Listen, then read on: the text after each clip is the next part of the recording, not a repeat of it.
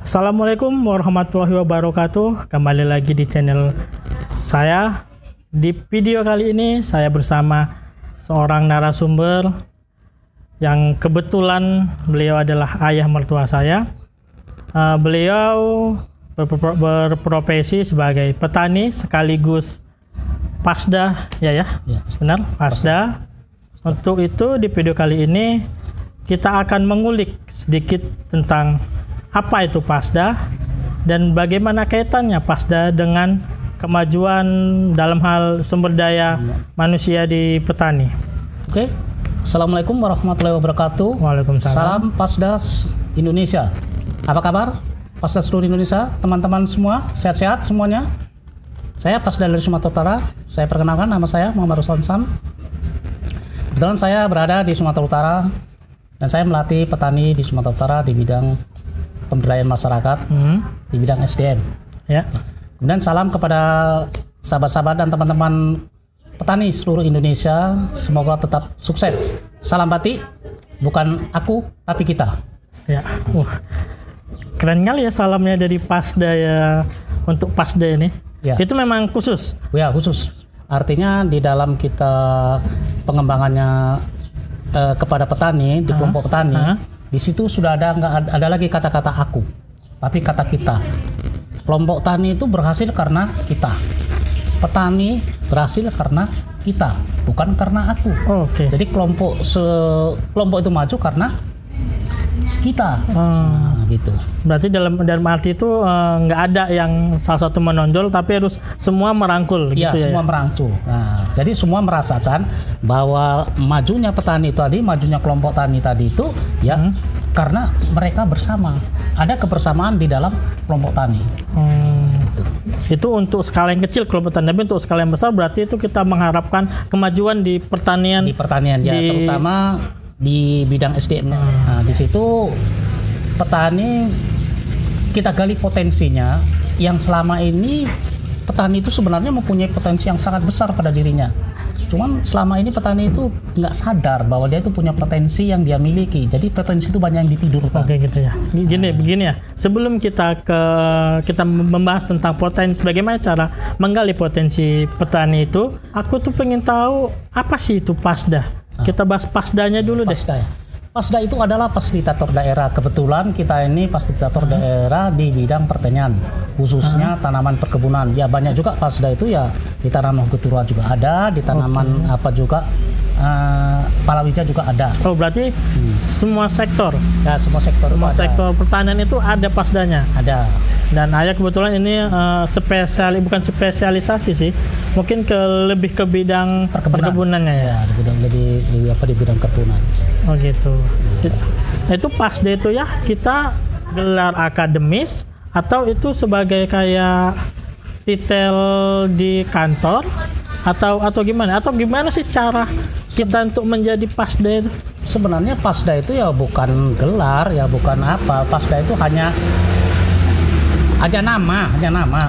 Nama dia diangkat sebagai fasilitator daerah. Artinya dia itu mampu melatih petani di bidangnya. Nah, gitu. Jadi kalau misalnya kayak ayah itu ya grup fasilitator daerah ayah ini bagian SDM. Jadi dia khusus untuk petani, dia bagian meningkatkan SDM petani gitu. Oh gitu. Iya, jadi ada apanya gitu. Semacam apalah itu pasda itu, kalau kita ngikuti pelatihan instruktur sebagai pasda ya dapat apa itu tadi sertifikat gitu, sertifikat pasda gitu. Jadi bukan titel, bukan apa-apalah. Oh, berarti pasda itu kita bilang ya kayak pelatihan. Setelah pelatihan baru kita dapat sertifikat, kita diakuin, baru kita diangkat atau gimana ya? Diangkat atau gimana? Ya, berarti kita sudah, kalau udah dapat sertifikatnya pasda ya berarti kita sudah jadi pasda. Nah, gitu. Oh gitu. Itu aja kan gitu. Oh, bukan dari kita tamat sekolah? Enggak. Ada sekolah khusus gitu? Enggak. Itu hanya ngikuti pelatihan. Pelatihan artinya pelatihan pasda itu aja. Oh gitu ya. Pelatihan pasda itu selama 14 hari. Itu untuk pasda pertama lah, gitu, 14 hari pelatihan. Nah, itu nanti diaplikasikan ke petani 3 hari kan gitu. Karena karena di dalam apa itu kita juga ditempa bagaimana kita itu mempunyai rasa empati terhadap petani, ya kan. Baru kita mempunyai pengetahuan tentang bagaimana menggali potensi petani, bagaimana kita istilahnya membina kelompok. Nah, di situ semua ada gitu. Berarti bisa dibilang orang umum semua itu bisa jadi pasda? Bisa jadi pasda asalkan dia mempunyai talenta untuk berani ke depan memberikan materi-materi yang sudah diajarkan. Tadi lah sudah Ayah singgung tentang meningkatkan sumber daya manusia di petani. Menurut Ayah sendiri, sumber daya manusia di petani itu, khususnya lah kita di tempat tinggal kita lah di Sumatera Utara itu seperti apa? Mereka tuh begini, kalau petani-petani dari pengalaman kita itu melatih petani, sebenarnya mereka itu bertani ya sudah bisa, ya kan, sudah pandai dia tanam, bisa pandai ini. Cuman di dalam manajemen dirinya sendiri dan manajemen hasil daripada usahanya itu mereka belum begitu maksimal, sehingga mereka lupa kan gitu. Terutama mereka itu lupa mana kebutuhan dan mana keinginan kan gitu. Sehingga kebutuhan ini kadang dikesampingkan, mereka lebih banyak keinginan. Nah, contoh misalnya mereka panen sawit, panen kakao dan segala macam, uang ada, tapi mereka lebih banyak keinginan mereka belikan sepeda motor, bukan belikan pupuk. Nah, jadi untuk kelanjutannya petani itu sendiri nanti akan terpuruk kalau kayak gitu terus menerus. Itu yang pertama. Yang kedua, di dalam kekompakan di dalam kelompok mereka sangat kurang, karena program pemerintah ini tadi petani ini harus berkelompok. Nah, setelah berkelompok itu mereka mudah untuk dibina kan gitu. Satu mudah dibina, kemudian di dalam hal ada pengusulan misalnya ada pengusulan pelatihan, pengusulan bantuan, ataupun ada informasi itu mudah kalau ada kelompok gitu. Jadi kalau orang pasda ini terutama ya yang dilatih di dalam bidang SDM-nya itu bagaimana menjalin kebersamaan di dalam kelompok tadi. Itu yang jadi dasar. Nah, itu dari dasar. Bagaimana cara menjalin kebersamaan dalam kelompok. Karena gimana mereka bisa saling percaya, gimana mereka sebenarnya bisa saling menghormati, mereka istilahnya saling kerjasama, artinya saling-saling yang positif lah gitu. Banyak saling-saling positif dengan menyekerkambingkan saling-saling negatif kan. Tapi begini, apa kaitannya tingkat sumber daya manusia di petani itu sama si petani itu di dalam kelompoknya? Apa kaitannya gitu ya? Kalau dia petani itu sendiri-sendiri, ya, belum ada kelompok, itu rata-rata petani itu mempunyai sifat yang egonya sangat tinggi. Ego sangat tinggi. Ya, egonya sangat tinggi. Dia artinya, aku merasa aku udah mampu, sementara temannya itu sebenarnya belum. Dia nggak mau membagi ilmunya. Tetapi kalau ada dalam satu kelompok, itu di situ kan mereka udah saling mengisi. Apalagi ada namanya kerjasama dalam kelompok. Contohnya gotong royong. Mereka itu kan saling mengunjungi kebun-kebunnya masing-masing. Nah, setelah mereka kunjungi kebun A, kebun B, kebun C, mereka bisa ambil perbandingan. Sehingga petani-petani tadi itu yang istilahnya udah SDM-nya udah lumayan, dia udah bisa mengelola petaninya. Ini dilihat dengan petani-petani yang selama ini mungkin dia itu malas, mungkin dia kurang merawat kebunnya, sehingga dia termotivasi untuk merawat kebunnya. Jadi dia bisa belajar bagaimana cara strategi dalam mengapakan kebun tadi itu. Termasuk tadi untuk memilah antara keinginan dan kebutuhan tadi. Ya, kan. Makanya perlunya ada kelompok. Itulah perbedaan antara kelompok dengan persorangan. Kalau petani itu persorangan, pada umumnya itu merasa ego kan gitu. Egonya masih lebih tinggi. Kalau dia udah satu kelompok ini, nah disitulah dijalin kebersamaan antar petani tadi itu di dalam satu kelompok. Sehingga petani tadi itu dia bisa merasakan apa yang dirasakan teman kan gitu. Terjadi saling empati terhadap sesama petani. Iya. Gitu. Jadi gini ya. Sejauh Ayah pernah ngelatih petani-petani ini, apa tantangan terberat Ayah itu dalam melatih petani? Saya rasa kalau tantangan yang terberat itu ada, ya kan, ada tantangan terberatnya. Karena kita itu juga dari petani, sehingga empati kita terhadap petani itu sudah memang tertanam di dalam hati kita itu tadi. Sehingga kita untuk menggabungkan ke petani-petani yang baru kita jumpa itu terus, oh itu temanku gitu loh. Nah, gitu. Jadi kita ingin memberikan suatu materi kepada mereka, teman-teman petani itu, kalau bisa ya petani itu kalau bisa ya seperti saya gitu.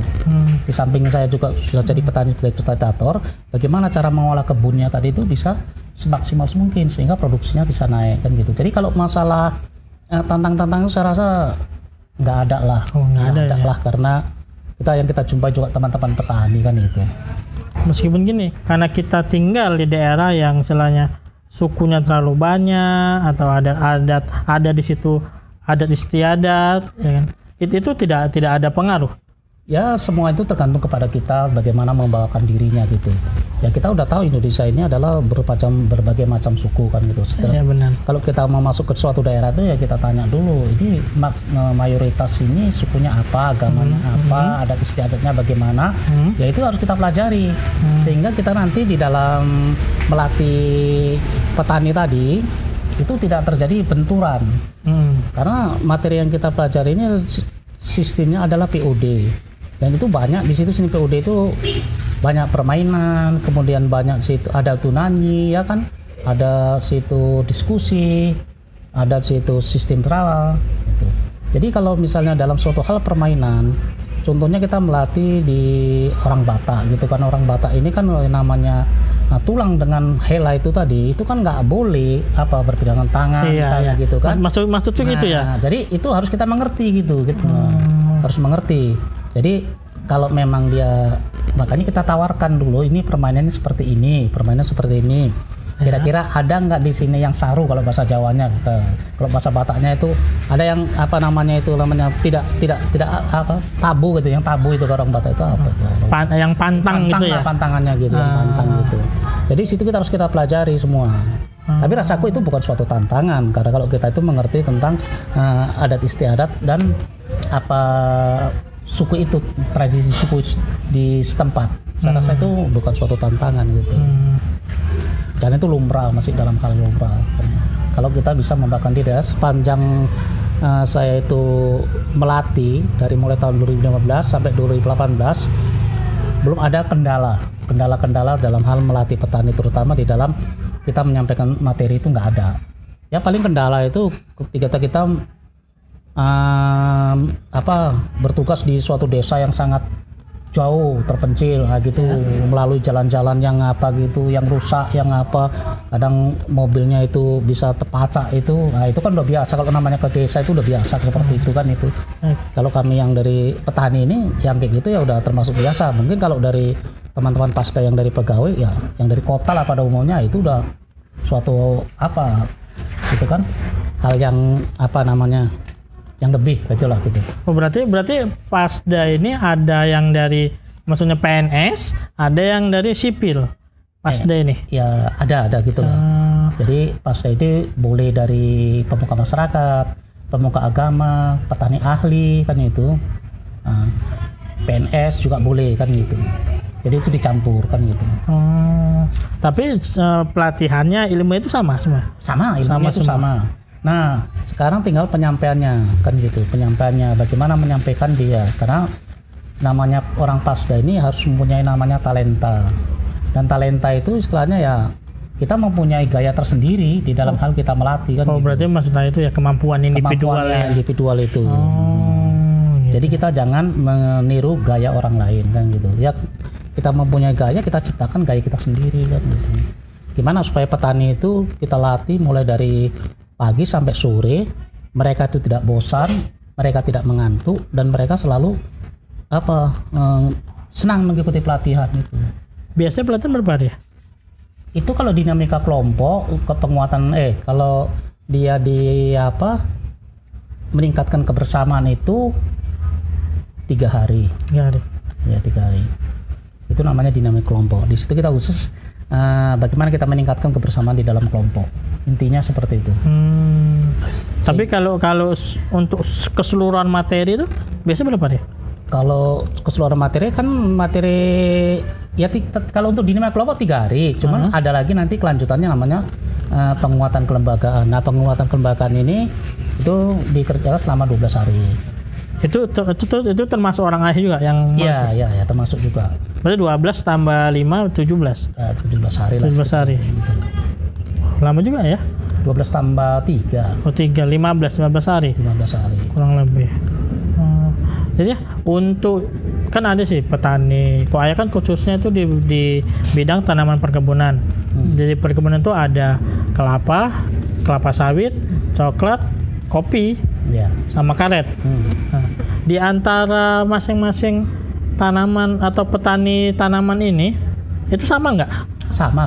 Semua sama. Karena kan di bidang SDM kita bukan mengajari tentang teknis. Kalau tentang teknis petani itu mungkin rata-rata sudah pandai kan gitu. Cuman bagaimana kita cara meningkatkan SDM petani tadi? Ya terutama menggali potensi mereka tadi, yang mereka selama ini tidak tahu menjadi tahu, yang tidak mengerti menjadi mengerti, yang tidak merasa memiliki menjadi dia merasa memiliki. Jadi rasa cinta dia terhadap petani ini tadi, dia tuh lebih kuat. Kadang-kadang ini petani tapi dia nggak menyadari bahwa diri dia itu sebenarnya petani kan gitu, sehingga petani itu malas.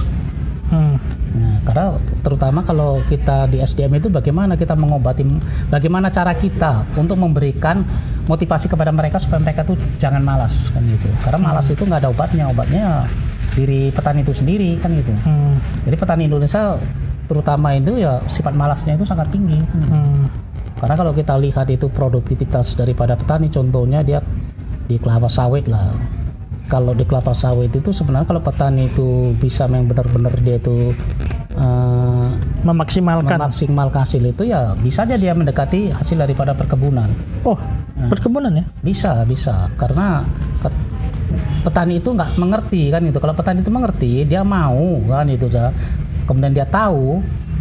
Nah, terutama tahu kemudian mau ya bisa, kenapa nggak bisa? Nah, itulah yang potensi yang banyak terpendam di dalam petani tadi itu ditidurkan, artinya potensi mereka itu ditidurkan. Nah kita membangkitkan supaya mereka potensi yang tertidur tadi itu bangun, sehingga petani itu bangun dan bangkit, akhirnya rasa malas itu tidak ada, yang ada itu rasa giat, rajin. Nah, kemudian dia itu merasa memiliki, oh itu tanamanku, itu harus ku rawat, itu apa, itu ladang itu adalah sumber keuanganku, ladang itu adalah bankku katanya kan. Kalau dia sampai merasa memiliki ke situ, sehingga namanya kita punya bank, punya apa ya, kalau banknya itu nggak kita pelihara, nggak kita apakan ya kayak mana menghasilkan uang kan gitu. Jadi petani sekarang nggak sadar bahwa ladang itu adalah banknya kan gitu, dialah penghasil uang dari apa yang dia miliki. Dia nggak sadar ke situ, sehingga kan banyak petani itu mau ngambil hasilnya tapi dia nggak mau merawat, apalagi sekarang pupuk itu mahal ya kan. Tapi kalau kita mau ngambil kebijakan itu semua ya bisa, kenapa nggak bisa kan gitu sih, dengan cara kita manajemen tadi, bagaimana caranya supaya tanaman tetap makan ya kan, hasil produksi tetap tinggi, dan kalau dihitung secara hasil usaha petani kita tetap untung. Gitulah kira-kira. Jadi ya menurut ayah untuk kan gini, petani ini kan aku nggak tahu ya apakah setiap orang itu persepsinya, setiap daerah itu beda-beda persepsinya.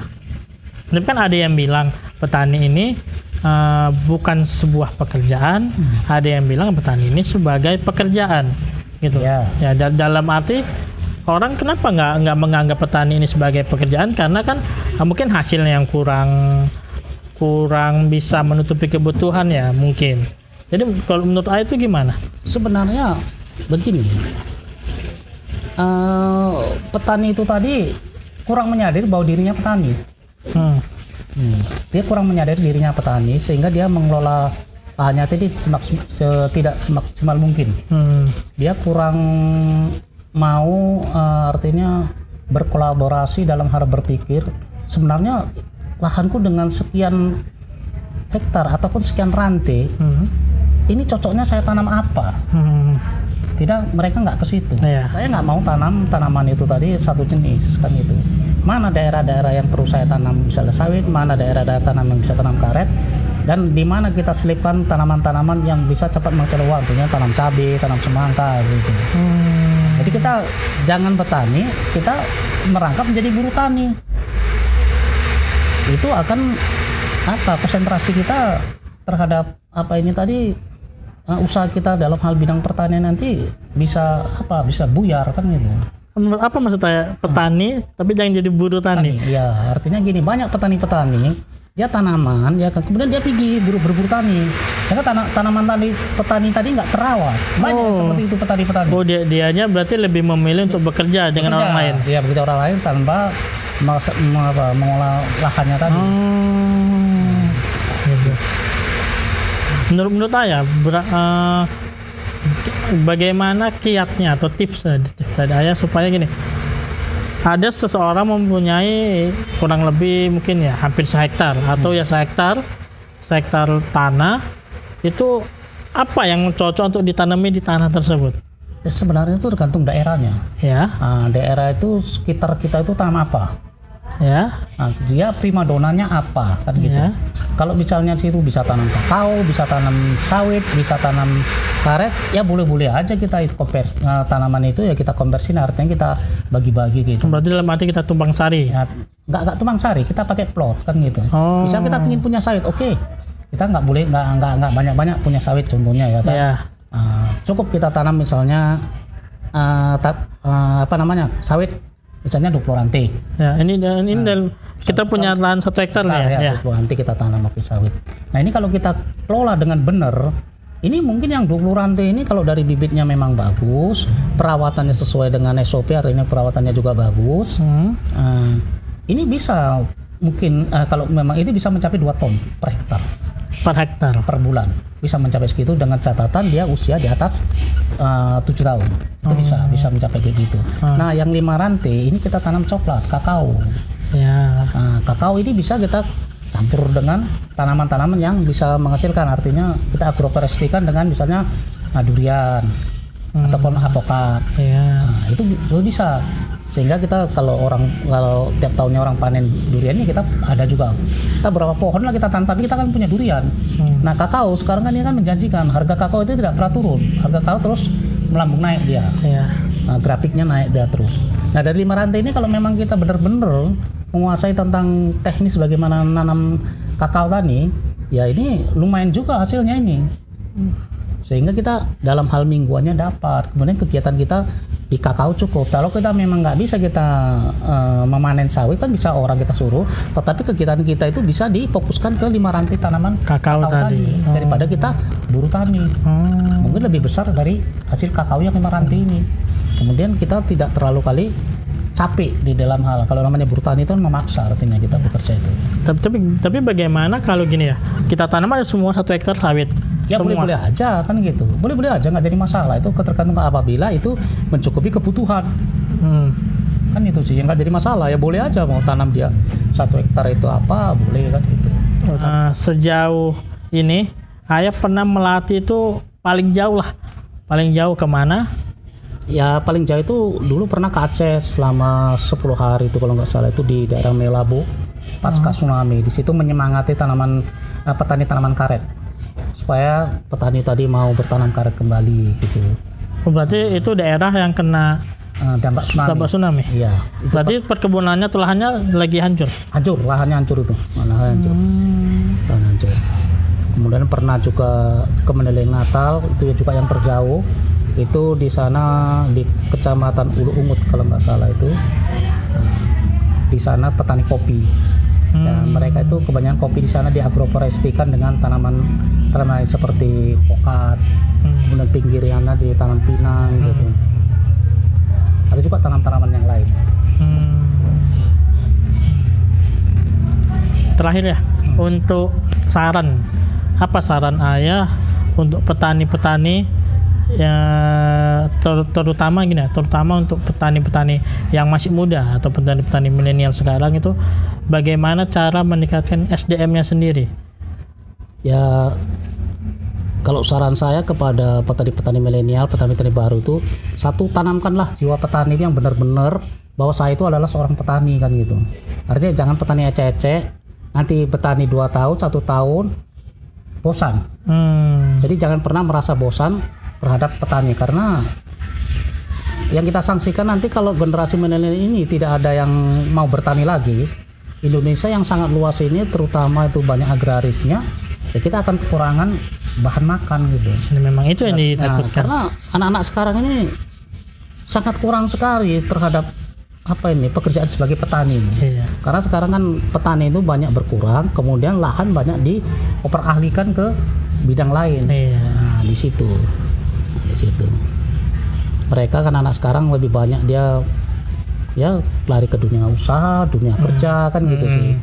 Ya mungkin itu udah menjadi suatu hal untuk mencari uang yang lebih mudah dan lebih cepat banyak kan gitu. Dan kalau petani ini kan harus sabar. Ya, mungkinnya ya kan. Kalau kita di kantoran pakaian rapi. Kalau petani kan pakaiannya kita tahu lah. Pakaian petani itu ya sederhana gitu. Jadi tidak menggambarkan kesuksesan menurut saya. Jadi yang kedua itu banggalah kita menjadi seorang petani. Karena apapun ceritanya, petani itu adalah kedudukannya paling tertinggi di negara kita ini. Tapi petani itu nggak mengerti. Karena pekerjaan yang paling mulia itu adalah petani. Sementara pekerjaan lain nggak ada dibuat mulia. Hakim pun nggak pekerjaan yang mulia. Dia dipanggil sang mulia, tapi bukan pekerjaan yang mulia kan gitu. Karena petani adalah pekerjaan yang mulia. Siapa yang wajib dipanggil yang mulia ya? Tentunya raja. Berarti kan udah tertinggi dia kan. Pekerjaan yang mulia. Jangan pernah merasa bahwa petani itu adalah pekerjaan yang rendah kan gitu. Jangan pernah merasa bahwa petani itu rendah, itu aja. Tapi gimana pun juga itu stigma yang ada di masyarakat kan seperti itu. Jadi kita harus mematahkan stigma itulah. Iya. Yang ketiga kan itu tadi, kalau kita mau meningkatkan SDM kita, sekarang kita banyak belajar bisa dari melalui YouTube, bisa bertanya kepada petani ataupun bisa belajar melalui komunitas-komunitas petani itu kan banyak. Nah, di situ bisa kita belajar bagaimana meningkatkan SDM kita sebagai petani. Jadi untuk petani-petani milenial, petani-petani muda, jangan mundur, terus menjadi petani. Karena petani ini adalah yang paling hebat di negara kita. Karena belum ada pekerjaan di dunia ini yang sanggup untuk menyediakan bahan makanan selain petani untuk negaranya. Belum ada. Yang menyediakan bahan makanan di seluruh Indonesia ini adalah petani. Orang pejabat-pejabat itu kalaupun idenya makan, itu yang dimakankan itu kan dari hasil tangan petani. Makanya bangga jadi petani. Nah, karena kita sanggup menyediakan bahan makanan untuk satu negeri. Ya, kalau yang lainnya kan nggak sanggup kan gitu. Kan belum tentu sanggup kan. Nah, itulah hebatnya petani. Nah, makanya jangan pernah merasa bahwa petani itu rendah. Petani itu hebat. Nah, gitu. Jadi untuk menilai terus kan sebagai petani, menilai petani-petani yang pandai dan profesional. Nah, itu. Jadi untuk petani-petani muda, anggaplah petani itu sebagai profesi. Iya.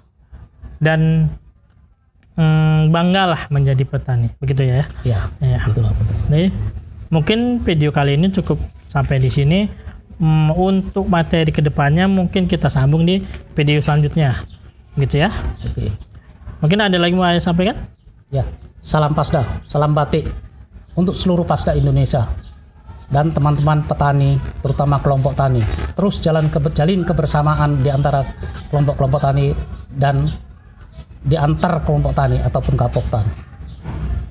Selamat sore, malam, siang dan pagi. Ya, assalamualaikum warahmatullahi wabarakatuh.